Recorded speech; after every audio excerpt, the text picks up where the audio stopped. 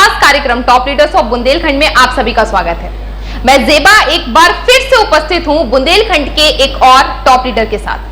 जैसा कि आप सभी जानते हैं, बुंदेलखंड न्यूज 24 की टीम आप सभी की मुलाकात ऐसे टॉप लीडर से कराती है जो निस्वार्थ भाव से जनता की सेवा करते हैं और सुर्खियों में बने रहते हैं।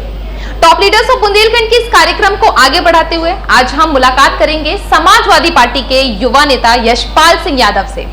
देखिए रवि प्रजापति और चंचल राय की उनसे एक खास मुलाकात। नमस्कार, मैं चंचल राय, बुंदेलखंड न्यूज 24 में आपका स्वागत है। जैसा कि आप जानते हैं कि बुंदेलखंड न्यूज 24 की टीम ऐसी सीरीज चला रही है जिसमें हम टॉप लीडर्स ऑफ बुंदेलखंड को आपके सामने रख रहे हैं। उसी कड़ी को आगे बढ़ाने के लिए आज हम यशपाल सिंह यादव के पास आए हैं। आइए यशपाल जी से आपकी मुलाकात करवाते हैं। नमस्कार सर। नमस्कार। आप अपने राजनीतिक जीवन के बारे में हमारे दर्शकों को कुछ बताइए।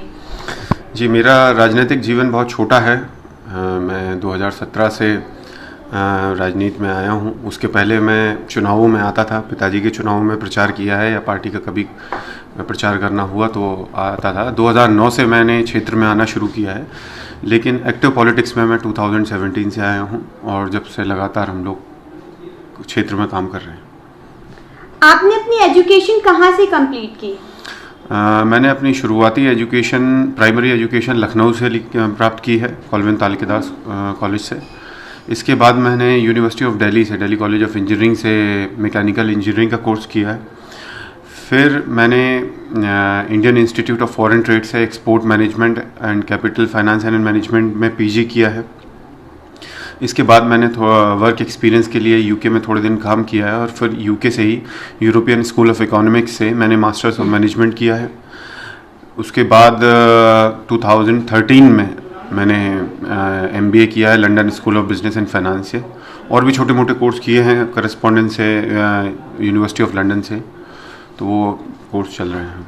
आपको राजनीति में आना है, ऐसा ख्याल क्यों आया आपको? जी, मेरे परिवार में शुरू से ही, मेरे दादाजी के समय से ही हम लोग राजनीति से जुड़े हुए हैं। मेरे दादाजी का भारत के स्वतंत्रता संग्राम में बहुत बड़ा योगदान रहा है। उन्होंने अपने क्षेत्र से लोगों को गांधी जी के सहयोग आंदोलन में सम्मिलित करने के लिए प्रोत्साहित किया है, और वो उस समय पे सबसे ज़्यादा स्वतंत्रता सेनानी मेरे दादाजी अपने गांव से लेके गए थे असहयोग आंदोलन के लिए। तो उस समय से, दादाजी के समय से, दादाजी जब भारत आज़ाद हो गया तो सरकारी नौकरी में भी गए।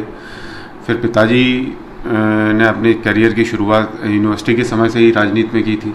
तो हम लोगों ने बचपन से ही ये सब चीज़ें देखी हैं अपने घर में, और जब मौका आया और हमें ऐसा लगा कि हम लोग भी कुछ कर सकते हैं, तो हम लोगों ने भी राजनीति में आके लोगों की सेवा करना शुरू कर दिया। आपको इस मुकाम तक पहुंचने के लिए क्या क्या संघर्ष करने पड़े? मैडम, संघर्ष तो अभी तो हम किसी मुकाम पे पहली बात तो पहुँचे नहीं हैं। अभी राजनीति में शुरुआत है। एक बार चुनाव लड़ने का मौका मिला, लेकिन हम लोग उसमें सफल नहीं रहे। तो अभी संघर्ष जारी है। पिछले 4-5 साल से हम लोग लगातार क्षेत्र में काम कर रहे हैं और आशा करते हैं कि जल्दी कोई राजनीतिक मुकाम हासिल करेंगे। राजनीति के अलावा और किन किन क्षेत्रों में आपको बहुत इंटरेस्ट है? राजनीति के अलावा मुझे बहुत सारी चीज़ें हैं जो मुझे, ट्रैवलिंग का बहुत शौक़ है मुझे। मैं जब कभी भी समय मिलता है तो ट्रैवलिंग करता हूँ। बाहर घूमना मुझे बहुत पसंद है। नए लोग, अलग नए देश देखने का बड़ा शौक़ है। किताबें पढ़ने का बहुत शौक़ है। जिम का मुझे बहुत शौक़ है। क्रिकेट का शौक़ है। तो ऐसे काफ़ी सारी चीज़ें हैं जिनमें मैं बिज़ी रहता हूँ। राजनीति के अलावा क्या आप कोई एनजीओ या संस्था भी चलाते हैं? जी, हमने 2 साल पहले अपनी संस्था नया सवेरा बनाई थी, जिसमें कि हम लोगों ने शुरुआती तौर पे बच्चों की शिक्षा के ऊपर काम करना शुरू किया था। लेकिन फिर धीमे धीमे हमने कई क्षेत्रों में काम करना शुरू कर दिया। स्किल डेवलपमेंट में भी काम कर रहे हैं, बच्चों की शिक्षा पे भी काम कर रहे हैं, बच्चियों की शिक्षा पे काम कर रहे हैं। जो कोविड के टाइम पे जो समस्याएं आई थी, उस समय एनजीओ द्वारा हमने बहुत लोगों की मदद की। स्वास्थ्य सेवाओं के लिए हम लोग बहुत प्रयासरत हैं, और आने वाले समय में हमारे कई एक्सपेरिमेंट्स हैं जो स्वास्थ्य सेवा ग्रामीण क्षेत्रों में पहुंचाने का हमारा प्रयास रहेगा। आगामी चुनाव में समाजवादी पार्टी की क्या भूमिका रहने वाली है? आगामी चुनावों में मेरा ऐसा मानना है कि समाजवादी पार्टी सबसे महत्वपूर्ण भूमिका अदा करेगी। समाजवादी पार्टी की ओर लोग उम्मीद से देख रहे हैं, और आने वाले समय में समाजवादी पार्टी की सरकार बनेगी। और जो किसान और गरीब तबका है जो कि पिछले 4-5 साल से उत्पीड़न झेल रहा है, या शहर में भी मध्यम वर्गीय व्यापारी है जो परेशान है, उन सब की उम्मीद समाजवादी पार्टी है। महंगाई को लेकर आपका क्या कहना है? महंगाई तो हम सब जानते हैं कि किस तरीके से बढ़ रही है। महंगाई बहुत तेज़ी से बढ़ रही है, लेकिन लोगों की आय उससे दुगनी तेज़ी से कम हो रही है। तो ये लोगों पे दोहरी मार पड़ रही है। लोगों पे पैसा नहीं है। गरीब जब जहाँ हम गांव में जाते हैं तो गरीब और मज़दूर लोग हैं, उन पे काम करने के लिए मजदूरी नहीं है, और ऊपर से महंगाई की मार उन पे पड़ रही है। तो उन पे दोहरी मार पड़ रही है, और ये आने वाले समय के लिए बहुत घातक है। हिंदुस्तान के आने वाला समय बहुत संघर्षमय है। इसलिए मैं चाहता हूँ कि सरकार इस पे बहुत गंभीरता से विचार करे और महंगाई को कंट्रोल करे और लोगों की आय बढ़ाने पे ध्यान दे। क्या समाजवादी पार्टी आगामी चुनाव के लिए पूरी तरह से तैयार है? जी, हम बिल्कुल पूरी तरीके से तैयार हैं, और आने वाले समय में अक्टूबर-नवंबर में आपको और तेज़ी देखने को मिलेगी समाजवादी पार्टी की तरफ से। हमारे सारे नेता जिले घूम रहे हैं। अभी भी जितने भी प्रकोष्ठ के नेता हैं सभी के कार्यक्रम लग रहे हैं, और आने वाले समय में इनमें तेज़ी आएगी। कोरोना के टाइम पर एक भी मौत ऑक्सीजन की कमी से नहीं हुई है, इस पर आपका क्या कहना है? पूरा प्रदेश जानता है, पूरा देश जानता है किस तरीके का माहौल था, किस तरीके से लोगों ने ऑक्सीजन के सिलेंडर जुटाए हैं, और कैसे कैसे सिलेंडर हमारे झांसी ज़िले में ही ब्लैक हुए हैं। लोग पैसा देने को तैयार थे, लेकिन लोगों को ऑक्सीजन सिलेंडर नहीं मिल रहे थे। तो उनका ये बयान बिल्कुल झूठा है, और लोग जान चुके हैं इस चीज़ को, और लोगों ने अपने जीवन का शायद सबसे भयानक और बुरा समय देख लिया है। यहाँ पे ऑक्सीजन की इतनी समस्या थी एक समय पे कि क्षेत्र से लोगों के फ़ोन आते थे, हमें नहीं समझ में आता था हम क्या करें। इसी दौरान हम लोगों ने ऑक्सीजन प्लांट लगवाने का काम किया, सिर्फ इसी चीज़ को देखते हुए कि ऑक्सीजन की कमी में जो अगर हमारा कुछ योगदान हो सके। और 15 दिन के अंदर हमने रिकॉर्ड समय में ऑक्सीजन का प्लांट लगवाया और झांसी में ऑक्सीजन पहुंचाना शुरू करवाई। कोरोना में जहां लोगों को बहुत ज़्यादा परेशानियां झेलनी पड़ी, आपने ऐसे में कैसे मदद पहुंचाई लोगों तक? हम लोगों ने पिछली बार जो प्रवासी मजदूरों की समस्या थी या लोगों तक दवाई पहुंचाने का काम था, हर चीज़ में जो जितना संभव मदद हो सकती थी वो उपलब्ध कराई। लोगों के घर पे राशन पहुंचाए, लोगों के घर पे दवाइयाँ पहुंचाई, इलाज पहुंचाया, मास्क, सैनिटाइज़र, हर एक चीज़, और लोगों को जागरूक किया, सैनिटाइजेशन करवाया गाँव में। और इस बार जब सबसे बड़ी समस्या ऑक्सीजन की थी तो हम लोगों ने निःशुल्क ऑक्सीजन पहुंचा के झांसी के अस्पतालों में ऑक्सीजन की कमी को रोका, जिससे कि लोगों को आने वाले समय में दिक्कत ना हो। तो हम लोगों निरंतर प्रयास करते रहे। जब कोरोना की सेकेंड वेव आई थी तब भी हमने पूरे झांसी ज़िले में निःशुल्क दवाएं पहुंचाने का कार्य किया, और लोगों को नंबर दिया और लोगों को बताया कि अगर वो अपना दवाओं का पर्चा हमें मैसेज करते हैं तो हम उन तक घर तक दवाई पहुंचाएं, ताकि उन्हें घर से बाहर निकलने की ज़रूरत ना पड़े। विधानसभा चुनाव में आपको कहां से टिकट मिलने की संभावनाएं हैं? ये मुझे 2017 में बबीना विधानसभा से टिकट मिला था, तो अभी हम उम्मीद कर रहे हैं कि हमें दोबारा वहीं से टिकट मिलेगा। आपके पिताजी समाजवादी पार्टी के एक बड़े कद वाले नेता हैं, आज तक आपको उसका कितना लाभ मिला है? लाभ भी मिला है तो उतना ही नुकसान भी है। बड़े नेता का बेटा होने के दोनों फ़ायदे होते हैं, नफ़ा नुकसान दोनों होता है। तो और हमारा एक दायरा सीमित हो जाता है कि हम इस दायरे के बाहर काम नहीं कर सकते, तो वो हमारे ऊपर एक रिस्ट्रिक्शन है। उसके फ़ायदे भी बहुत हैं, हम लोगों को पहले से ही बहुत सारी चीज़ें बनी बनाई मिल जाती हैं, तो हम लोगों को एक आम व्यक्ति जिस तरीके से मेहनत करता है उतनी मेहनत नहीं करनी पड़ती है, और लोगों का विश्वास होता है, लोगों की उम्मीद भी फिर उतनी ही होती है। लोग पिताजी के जो तरीके हैं उससे हमारा कंपैरिजन करते हैं, तो वो एक ये है कि आपको अपने आप को उस स्तर तक लेके जाना पड़ता है। तो दोनों नफ़े नुकसान दोनों हैं, लेकिन राजनीति में मैं नहीं मानता कि बड़े नेता का बेटा होने से आपको बहुत कुछ मिल सकता है। संघर्ष आपको उतना ही करना पड़ेगा। हाँ, आपको मौका मिल सकता है आपको, लेकिन कोई भी व्यक्ति राजनीति में किसी को कोई सीट जिता के दे दे या कुछ कर दे तो मैं नहीं मानता इसका कोई बहुत ज़्यादा लाभ होता है। सरकार का मानना है कि उत्तर प्रदेश क्राइम मुक्त हो गया है, इस पर आप क्या कहना चाहते हैं? ये सरासर झूठ है। आप आंकड़े उठा के देखिए 2017 से अभी तक के, तो उत्तर प्रदेश में क्राइम बढ़ा है हर जगह। जातीय हिंसा, धार्मिक हिंसा, महिलाओं के साथ अत्याचार, दुराचार, कितने ऐसे मामले हैं मीडिया में हाईलाइट हुए हैं। मैं किसी एक मामले को हाईलाइट नहीं करना चाहता, लेकिन निरंतर ये केसेस आ रहे हैं और आप दावा करते हैं कि यूपी क्राइम मुक्त हो गया। तो ये तो जनता को सिर्फ झूठ बोल रहे हैं और जनता को भ्रमित कर रहे हैं, और जनता जानती है, लोगों के आसपास चीज़ें हो रही हैं और लोगों को पता नहीं है। इससे पहले एक बयान था कि यूपी के हर गांव में बिजली पहुंच चुकी है। अब हम क्षेत्र में जाते हैं, हमें पता है कि कहाँ बिजली पहुंची, कहाँ नहीं पहुंची। तो सरकार इस तरीके के झूठे दावे करते रहती है। जैसे अभी आपने सवाल पूछा कि सरकार कह रही थी कि ऑक्सीजन की कमी से कोई मृत्यु नहीं हुई, हकीकत कुछ और है धरातल पे। तो उसी तरीके से ये लोग झूठे दावे करते रहते हैं और लोगों को भ्रमित करने का काम करते हैं। अगर समाजवादी पार्टी सत्ता में आती है तो ऐसी कौन सी सेवाएं हैं जो आप जनता तक पहुंचाएंगे? समाजवादी पार्टी का अपना एक प्रोग्राम है जो कि जिस पे काम चल रहा है, और कुछ योजनाएं समाजवादी पार्टी ने बताई हैं, जैसे कि पेंशन में हम लोग वृद्धि करेंगे, 500 रुपये से 1500 रुपये तक करेंगे। इसके अलावा 300 यूनिट बिजली फ्री देंगे, किसानों को बिजली के रेटों में रियायत देंगे।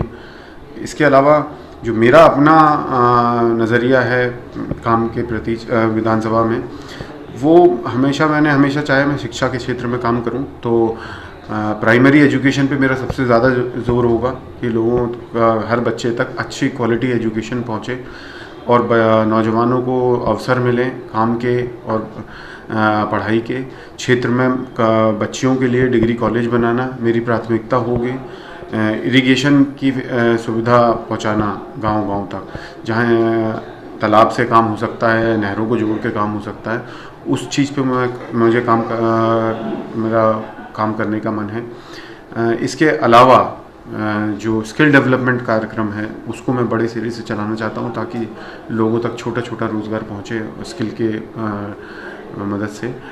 और यहाँ इस क्षेत्र में सबसे बड़ी जो लोगों की समस्या आज की डेट में आती है वो तो सड़क, बिजली, पानी की तो है ही। तो उस पर तो काम करना ही है कि गांव-गांव तक सड़कें बनवानी है, बिजली और पानी की व्यवस्था करवानी है। कई जगह पानी की समस्या बहुत ज़्यादा है, तो वहाँ पे पानी का लाइन पहुँचाने का काम करवाना है। तो इस तरीके से बहुत सारी चीज़ें सोच रखी हैं जिनको समय आने पे हम करेंगे। महिलाओं पर उत्पीड़न आए दिन बढ़ता ही जा रहा है, इसके लिए समाजवादी पार्टी क्या योजनाएं बना रही है? देखिए, महिलाओं पर उत्पीड़न के केसेस बढ़ते जा रहे हैं, ये बात बिल्कुल सही है। ये हमारे समाज का एक बहुत ही घिनौना चेहरा है, जिसको हम, एक हकीकत है जिसको छुपा भी नहीं सकते। लेकिन ये बहुत पुराने समय से ये चीज़ें चली आ रही हैं। बीच में कई समय पे संशोधन हुए इसमें, और समय समय पे काम होता रहता है। लेकिन जब हम ढील बरत देते हैं, रियायत दे देते हैं, तब ये मामले बढ़ने शुरू हो जाते हैं। तो सबसे बड़ी चीज़ है कि कानून व्यवस्था ठीक होनी चाहिए। लोग नई पीढ़ी को मॉरली इसके लिए ग्रूम करना चाहिए, पढ़ाना चाहिए आगे कि भाई आपको महिलाओं का सम्मान करना है। महिलाएं समाज की एक धरोहर है जिनसे समाज चलता है। तो इस तरीके से अगर मॉरली हम लोग बच्चों को एजुकेट करेंगे, नई पीढ़ी को, और कानून व्यवस्था अच्छी रखेंगे, तो इस पे काफ़ी हद तक इन मामलों को कम किया जा सकता है। लेकिन अभी समस्या ये है कि जो सरकार की तरफ से कानून व्यवस्था पे जो छूट दे दी गई है, उसका गलत फ़ायदा उठा रहे हैं लोग, और ये इस तरीके के मामले आ रहे हैं। आपने कुछ समय पहले देखा, एक केस आया था हाथरस का, जिसमें पुलिस प्रशासन ने किस तरीके से बच्ची को घर वालों को दिए बिना जला दिया, और बाद में पता चला, कोर्ट ने पुष्टि की कि उसके साथ रेप हुआ था। तो प्रशासन हमेशा इन चीज़ों को दबाने की कोशिश करता है। ये तो जनता के चुने हुए नुमाइंदे उनके ऊपर इसीलिए बिठाए गए हैं कि वो इस तरीके की मनमानी ना कर पाएँ और जनता के हितों का ध्यान रखें। लेकिन अभी देखने में ऐसा लग रहा है कि प्रशासन और जनता के नुमाइंदे दोनों मिल चुके हैं और जनता की आवाज़ को दबाने का काम कर रहे हैं। बेरोजगारी आम जनता की बहुत बड़ी परेशानी बन गई है, इस पर आपकी क्या प्रतिक्रिया है? बेरोजगारी इस समय इस देश का सबसे बड़ा मुद्दा है। कहने को हमारा देश एक नौजवान देश है, दुनिया का सबसे नौजवान देश है, लेकिन दूसरी हकीकत एक ये भी है कि हमारे देश में शायद सबसे ज़्यादा बेरोज़गार नौजवान है। तो ऐसे में नौजवान देश होने का फ़ायदा क्या है, जब ज़्यादातर आबादी जो राष्ट्र निर्माण में अपनी भूमिका निभा सकती है, वो बेरोज़गार घर पे बैठी हुई है। तो हमें बहुत गहराई से इस चीज़ पे मंथन करना पड़ेगा, सोचना पड़ेगा। सरकार को सबसे पहले तो ये केंद्र सरकार की जिम्मेदारी बनती है, प्रदेश सरकार की जिम्मेदारी बनती है कि इन लोगों को इस तरीके की योजनाएं लानी पड़ेंगी। और जो ये भारत की एक बहुत बड़ी आबादी, नौजवान आबादी जो देश के लिए बहुत कुछ कर सकती है, उसको मुख्य धारा में लाने का काम नहीं करेंगे जब तक हमारा देश तरक्की नहीं कर सकता। हम डेवलपिंग नेशन में ही रह जाएंगे। अगर हमें डेवलपिंग से डेवलप तक का रास्ता तय करना है तो उसमें नौजवानों की भागीदारी बहुत ज़रूरी है। और सरकार को इस पर, कोई भी सरकार हो, मैं किसी पार्टी या उसकी बात नहीं कर रहा, लेकिन हर सरकार को इस चीज़ पे विशेष ध्यान देना चाहिए कि कुछ भी करके ऐसी योजनाएं आएँ जिनसे नौजवानों को भारत के राष्ट्र निर्माण के जो कार्यक्रम हैं उससे जोड़ा जाए, उनकी सहायता ली जाए और उनको काम करने के मौके दिए जाएँ। क्योंकि अगर ये आबादी घर में खाली बैठी रहेगी तो ये मौका तो हम खो देंगे। आने वाले 25 साल में हमारी एवरेज एज बढ़नी शुरू हो जाएगी और ऐसा समय 150-200 साल में एक बार आता है। तो हमें इस समय का लाभ लेना चाहिए। ज़्यादातर आबादी अभी नौजवान है, उनसे काम लेना चाहिए, उन्हें काम करने के अवसर देने चाहिए। इससे देश को आगे बढ़ने में और गति मिलेगी। आप अपना आदर्श किसे मानते हैं? बहुत सारे लोग मेरे आदर्श हैं। जैसे मैंने आपको बताया कि मैं किताबें पढ़ने का शौक़ है, तो जिसके बारे में पढ़ता रहता हूँ वो बनते रहते हैं। सबसे पहले तो जब मैं अपने नेता का ही नाम लूँगा, आदरणीय अखिलेश यादव जी, माननीय मुलायम सिंह जी, इनके बारे में मैं जितना जानता हूँ और समझता हूँ और इनसे बहुत कुछ सीखने की कोशिश भी की है मैंने। इसके अलावा बहुत सारे नेता हैं, जैसे विंस्टन चर्चिल हैं, जॉर्ज वाशिंगटन हैं, स्वामी विवेकानंद हैं। दुनिया में बहुत सारे लोग हैं जिन्होंने समाज सेवा के क्षेत्र में काम किया है। मदर टेरेसा हैं। तो बहुत सारे लोगों को मैं अपना आदर्श मानता हूँ और सबके जीवन से कुछ ना कुछ सीखने की कोशिश करता हूँ। ऐसा कोई मैसेज जो आप हमारे बुंदेलखंड न्यूज़ 24 के चैनल से लोगों तक पहुँचाना चाहते हो? मैं हमारे प्रदेश की और देश की सम्मानित जनता से एक संदेश देना चाहता हूँ कि ये जो इलेक्टोरल राइट हमको मिला है, वोट डालने का अधिकार जो हमें मिला है, ये बहुत मुश्किलों से मिला है इस देश को। आपको पता है कि पहले ये देश गुलाम था, कई देश में, उसके बाद तानाशाही आई। लोगों ने बड़े संघर्ष के बाद लोकतंत्र लेके आते हैं जिसमें लोगों का राज होता है। तो जब आपके पास ये अधिकार है तो इसकी अहमियत को आप समझिए और हमेशा जब आप वोट डालने जाएं तो सारी चीज़ें मन से निकाल के, रिश्तेदारी, जाति, धर्म, कोई किसी भी प्रकार का निजी स्वार्थ हटा के जब आप वोट करें तो अपने राष्ट्र और अपने प्रदेश के निर्माण को सर्वोपरि रख के वोट करें, ताकि इस देश में लोकतंत्र वाकई में एक महान लोकतंत्र के रूप में उभर सके। मैं आपकी बहुत बहुत शुक्रगुजार हूं कि आपने अपना कीमती वक्त हमारे चैनल को दिया। धन्यवाद।